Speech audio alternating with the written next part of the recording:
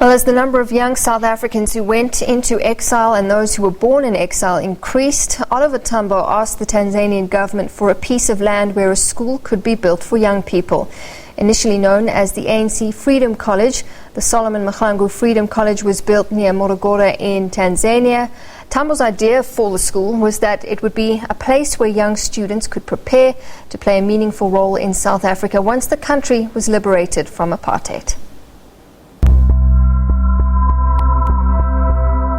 The 1976 students' uprising led to an exodus of young men and women to other African countries to join the armed struggle. The exile liberation movements were initially unprepared for this flood of militant youth, with many being too young to be recruited for military training. In 1977, the ANC, under the leadership of Tambo, decided to set up a school, and the Solomon Mahlangu Freedom College, SOMAFCU, was created to represent the South Africa they were fighting to build. Well, OR was very much concerned about education. That's why the building of SOMAFCU, essentially, it's when OR realized after 76 that there were a lot of young people who went into exile, and a lot of these young people did not have education. And his biggest concern was to build an infrastructure for education and to educate these young people. He was able to pull around a wealth of academics that were there within the ANC who were teaching at the schools.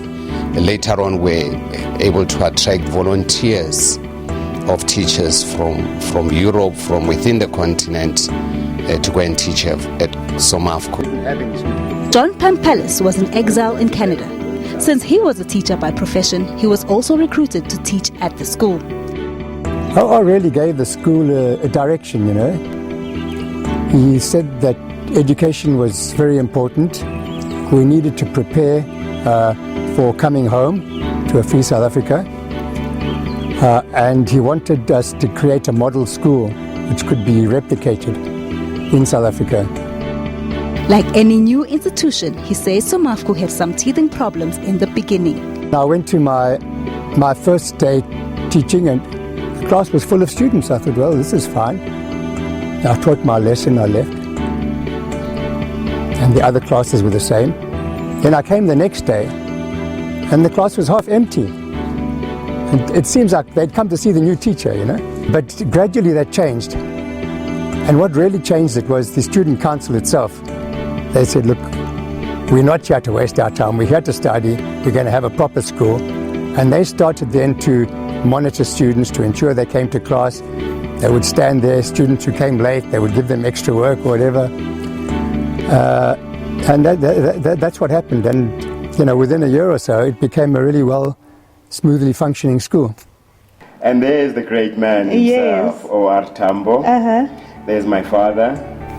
Zola Masego was born in exile in Swaziland. His father was a principal at SOMAFCU. He says the institution did not only afford him the opportunity to study, but it also afforded him the opportunity to be part of the South African society in exile. We were extremely self-sufficient. So all our food, we had a farm, we had daycare center, nursery, primary, high school, we had a farm, we had a construction site, we had a hospital.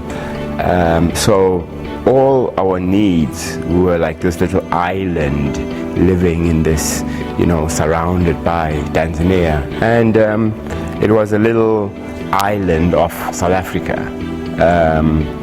And that's how we lived and grew up, with all these students who had come out of South Africa and wanted to continue their studies, children that were born in exile like myself, and it was just an incredible mix of people who would not have ordinarily met in our ordinary lives, came from all walks of life.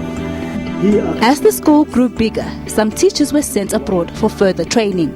The outcome of our course was really aimed at giving South African students at SOMAFCU the opportunity to understand society in its various formations, to be able to articulate what they're saying very well, in other words, thinking skills, give them analytical skills, and then of course writing skills.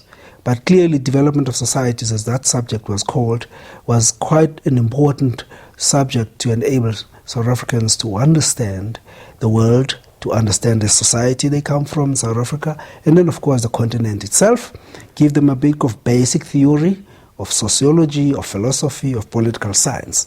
That was quite important. SAMAFCO was just not an academic institution.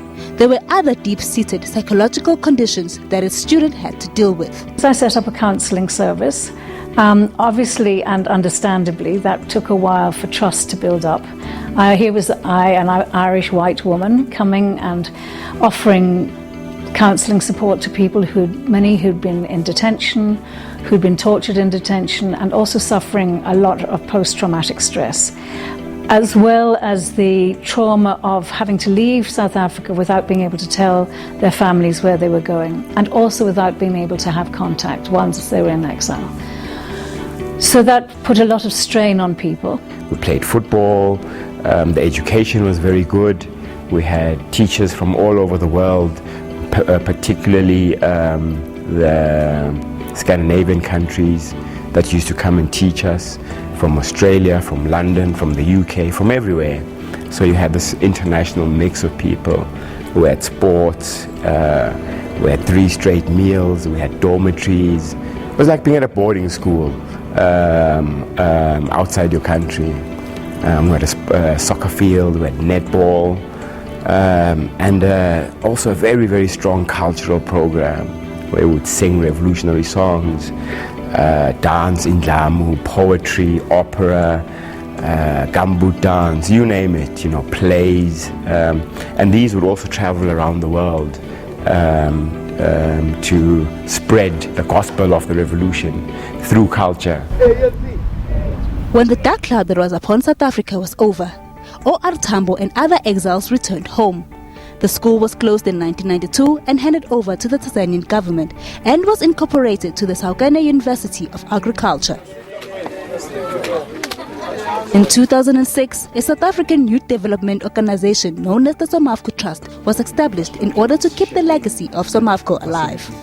We formed it, there were 2 reasons. First, there was a sense that it's important to bring the former students together, one, and the second was that we need to find a way of continuing or preserving and promoting the legacy of the institution, what it stood for. Our key activities have been an annual tour to Tanzania, which has taken over 300 young people to Tanzania for them to experience the whole environment where this history unfolded. As part of the centenary celebration of the life and legacy of Oliver Reginald Tambo, remember how he stressed the importance of education by strongly advocating for the youth to further their education as opposed to joining the armed struggle. Nompumelelo Mthethwa, SABC News.